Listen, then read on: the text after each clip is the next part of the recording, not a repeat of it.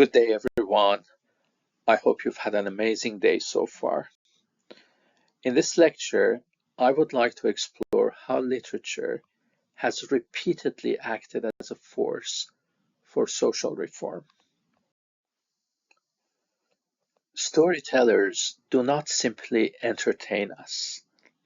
They reveal hidden truth, diagnose social problems, and offer visions of better societies. Throughout history, literature has shaped laws, politics, public opinion, and even revolutions. If we want to understand society and if we wish to improve it, we must listen to what storytellers say. In their narratives, we can find the very ideas, questions, and moral keys that social planners, reformers, and leaders search for.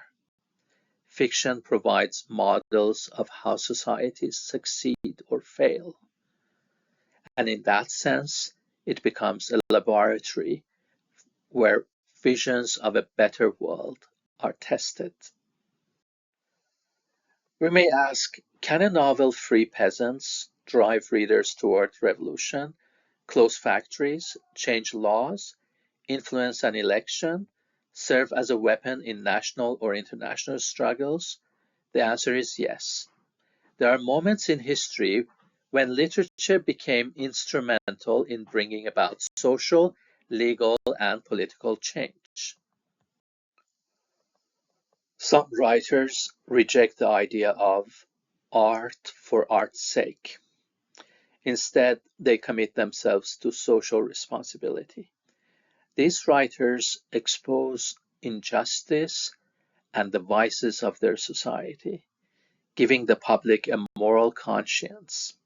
They often stand in opposition to conservative forces that want to maintain the status quo. Their purpose? To disrupt that balance and push society toward reform. Just as medicine has the art of diagnosis and the art of cure, literature too has both. Writers diagnose the hidden sicknesses of their societies, and through their stories, they propose remedies, new ways of thinking and living. Literature can therefore become a subversive discourse, and it can challenge corruption, cruelty, and indifference. Many writers become critics of their own societies. They write with the optimistic belief that revealing a problem is the first step toward correcting it. Often writing about contemporary concerns, these writers create protest literature aimed at practical reform. Their works speak to conscience, appeal to justice, and attempt to awaken collective responsibility.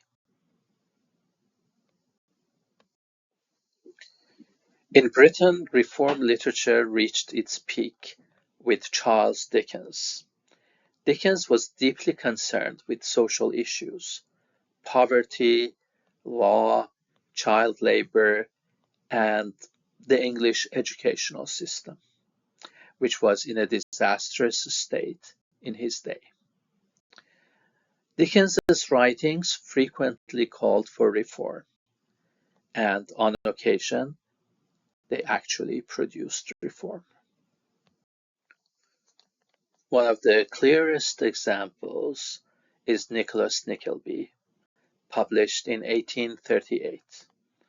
Before writing it, Dickens visited the notorious boarding schools in Yorkshire, where children were mistreated, neglected, and exploited. Dickens himself had painful memories of his own school, and he poured that bitterness into this novel. In the story, Nicholas becomes an usher in one of these schools, and witnesses cruelty, ignorance, and the abuse of vulnerable boys like Smike. His revolt against the headmaster becomes symbolic of society's revolt against such institutions. Nicholas Nickleby created a national uproar. Parents, horrified by what Dickens revealed, withdrew their children from these so-called academies. Many schools shut down almost immediately. The worst of them, William Shaw's Academy, which inspired Dickens's fictional school, had to close due to public outrage. By 1848, only one such Yorkshire school was still operating. A novel had changed the educational landscape in Britain. In conclusion, literature is far more than entertainment. It awakens the conscience, exposes hidden injustices, and provides the imagination necessary for reform. Writers give voice to the voiceless and shed light on problems that society prefers to ignore. When literature becomes committed, when it speaks boldly and truthfully, it has the power to reshape laws, institutions, and the very moral fabric of a nation. Thank you so much for your attention, and I hope this lecture encourages you to read, teach, and write literature with a renewed sense of its transformative power.